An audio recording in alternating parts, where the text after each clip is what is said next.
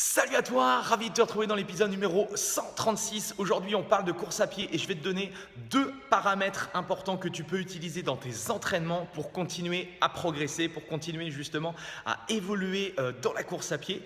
Juste avant de te parler de ça, ici en bas à droite, tu peux t'abonner sur ma chaîne YouTube. Ça me permettra justement de pouvoir aider de plus en plus de monde et je sais que là, vous êtes plus de 250 à suivre ma chaîne. Alors, c'est ridicule par rapport aux millions de YouTubeurs. Mais comme ça fait pas très longtemps que j'ai démarré cette chaîne-là, eh bien pour moi c'est super satisfaisant. Il y a de plus en plus de personnes qui s'inscrivent, qui posent des messages, enfin qui m'envoient des messages, qui me posent des questions. Bref, en tout cas, c'est plutôt super réjouissant. Et si tu me suis pas depuis longtemps ou si tu tombes par hasard sur cette vidéo, mon prénom à moi c'est Andy, je suis coach depuis plus de 15 ans et à travers cette chaîne-là, eh bien, j'aide les personnes qui veulent se sentir bien dans leur corps, qui veulent être en meilleure santé à pouvoir justement découvrir tout leur potentiel à n'importe quel âge parce que j'aide autant des jeunes que des moins jeunes, mais en tout cas, une chose est sûre, c'est que si tu te donnes les moyens de réussir, enfin si tu donnes les moyens justement de progresser et de mettre en place des bonnes actions, eh bien, tu vas voir qu'à n'importe quel âge, eh bien, tu peux te sentir beaucoup mieux dans ton corps. Bref, tu peux regarder mes anciennes vidéos, tu verras, il y a plein de sujets passionnants. Alors, comme tous les mercredis, enfin en tout cas beaucoup de mercredis, j'aborde la notion de course à pied parce que j'ai énormément de personnes qui me suivent, qui font de la course à pied. Je reçois beaucoup de messages, j'ai beaucoup d'athlètes, j'ai suivi, je pense, des centaines et des centaines d'athlètes depuis que j'ai démarré ce métier de coach et je me suis réellement intéressé à la discipline moi-même parce qu'à l'époque, je faisais du foot à un bon niveau et j'ai eu l'occasion de pouvoir coacher également des très très bons athlètes. Je me suis intéressé, je me suis beaucoup formé à la discipline. Moi, j'aime pas les trucs conventionnels, c'est-à-dire j'aime pas les trucs que tout le monde fait. J'essaye toujours de trouver des façons différentes de pouvoir justement entraîner les gens ou tout du moins essayer justement de changer ces routines-là.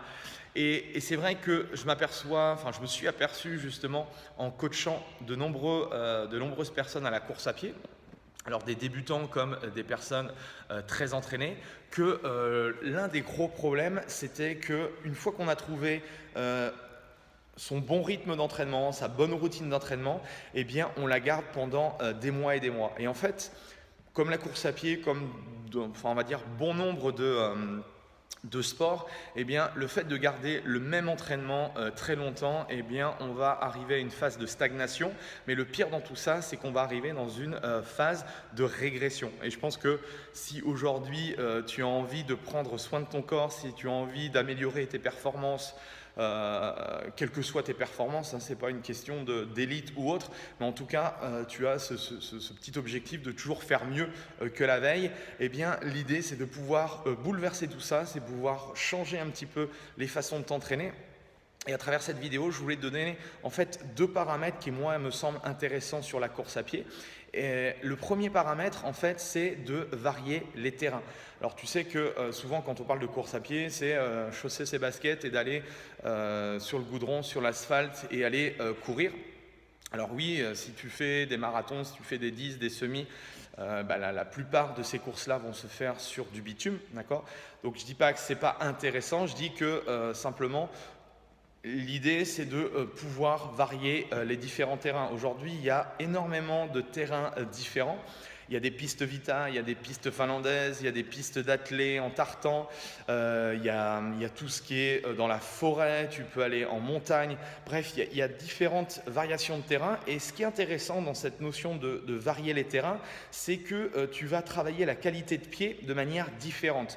Il y a tout ton système musculaire qui va travailler différemment, il y a le travail de stabilité de cheville, de mobilité de cheville, bref, il y a tout un facteur qui va faire que le fait déjà de varier justement le terrain, de faire la même distance avec des terrains différents, sans varier, on va dire, les dénivelés ou autres, eh bien, tu vas voir que ça va être forcément différent. Et ces petits facteurs-là, le fait de faire un 10 km ou un 5 km sur bitume et un 5 km dans une forêt, eh bien, tu vas voir que les sensations vont être différentes. Tu ne vas pas savoir peut-être pourquoi ça va être différent, mais tu vas le ressentir au niveau de ton rythme, au niveau de la qualité de pied au sol. Bref, moi, je t'encourage aujourd'hui, si tu as tout le temps l'habitude de courir peut-être en forêt ou de courir sur un stade ou de courir sur la pelouse aussi, enfin, c'est génial en pelouse, courir pieds nus sur une belle pelouse en herbe, c'est franchement le top. Il y a vraiment des sensations que tu ne retrouves nulle part ailleurs. Donc ça, c'est mon premier paramètre. Change le terrain dont tu as l'habitude de t'entraîner. Le deuxième paramètre important, j'en ai parlé juste avant, c'est cette notion de dénivelé, d'accord? Et ça, c'est aussi primordial pour progresser. Je l'ai vu avec de nombreux athlètes que j'entraîne, que ce soit dans mon centre, que ce soit en ligne, sur Internet, ou des personnes que je connais et qui veulent justement progresser par rapport à ça. Le fait de varier justement les dénivelés, de varier, on va dire, en même temps le terrain, eh bien, ça va permettre, là, au niveau du système musculaire, quand tu fais, je ne sais pas si tu as l'habitude de faire un petit peu, si tu as des bosses ou si tu commences à faire des trails, de la haute altitude ou des choses comme ça, le fait de travailler les montées, le fait de travailler sur les descentes, eh bien, tu vas voir que ton système musculaire va avoir besoin de s'adapter. Et je dirais, mais quel est l'intérêt si moi je fais que du semi ou des marathons et que c'est relativement plat? Quel est l'intérêt justement de vouloir jouer sur le relief? Eh bien, tout simplement parce que ton système musculaire, eh bien, va travailler différemment. Et c'est ça, cette notion de variabilité, c'est cette notion de stimuli. Le fait de stimuler l'organisme d'une certaine façon ou d'une nouvelle façon va permettre justement une amélioration. Et je suis persuadé, j'en suis entièrement convaincu, qu'il y a justement des notions de transfert.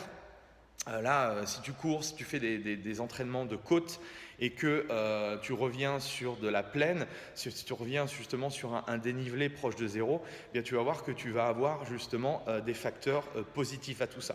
Donc moi, mon conseil par rapport à ça, si aujourd'hui tu stagnes, si aujourd'hui tu fais toujours la même chose, si aujourd'hui tu veux passer à un niveau supérieur ou tu veux peut-être t'amuser à faire quelques trails ou des choses comme ça, il y a deux paramètres qui, moi, me semblent importants. En un, c'est changer les terrains le plus possible, d'accord? Et en deux, c'est de varier cette notion de dénivelé. Voilà.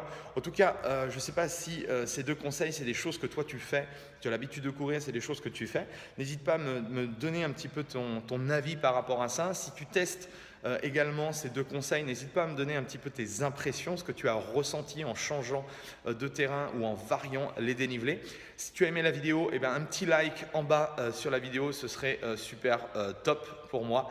Et puis, moi, j'ai plus qu'à te souhaiter une agréable journée.